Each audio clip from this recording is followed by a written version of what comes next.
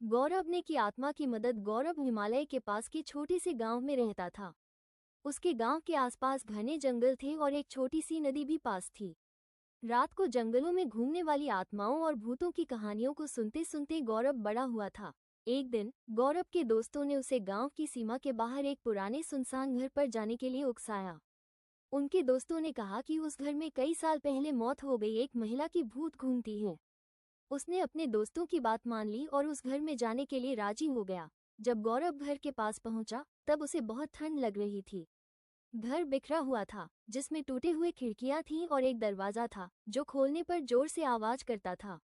गौरव सावधानी से दरवाजा खोला और घर में दाखिल हुआ। घर के अंदर का माहौल बाहर के जैसा भयानक था।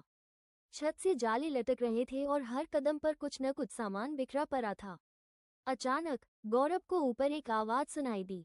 उसे लगा कि आसपास कोई चल रहा है। गौरव हिम्मत करके ऊपर गया और देखा लंबी बाल वाली एक औरत सफेद साड़ी में उसकी तरफ आ रही है। गौरव डर कर भागने की कोशिश कर रहा था कि उस औरत की आत्मा ने उसका एक हाथ पकड़ लिया और गौरव से विनती करने लगा कि मेरी मदद करो।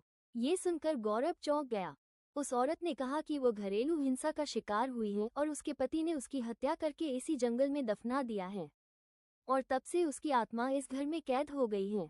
ये सुनकर गौरव ने उस आत्मा की मदद करने का सोचा और उससे वादा किया कि वो उसे मुक्ति दिलाकर कर रहेगा। गौरव अपने दोस्तों की मदद से उस आत्मा की शरीर को ढूंढता है जो कि उसे एक पेड़ के नीचे मिलता है। फिर गौरव पुलिस को ये सूचना देता है और पुलिस उस आत्मा के पति को गिरफ्तार करता है और कोर्ट उसे आजीवन कारावास की सजा सुनाता है। गौरव एक पंडित को लेकर उस घर में जाता है और पूजा पाठ करवाता है। इससे उस आत्मा को उस घर से मुक्ति मिल जाती है और वो गौरव का धन्यवाद करती है। गांव वाले सभी गौरव के इस कारनामे से प्रसन्न होते हैं और उसे इनाम देते हैं। उस दिन से गौरव को भूत और आत्माओं से डर लगना बंद हो जाता है।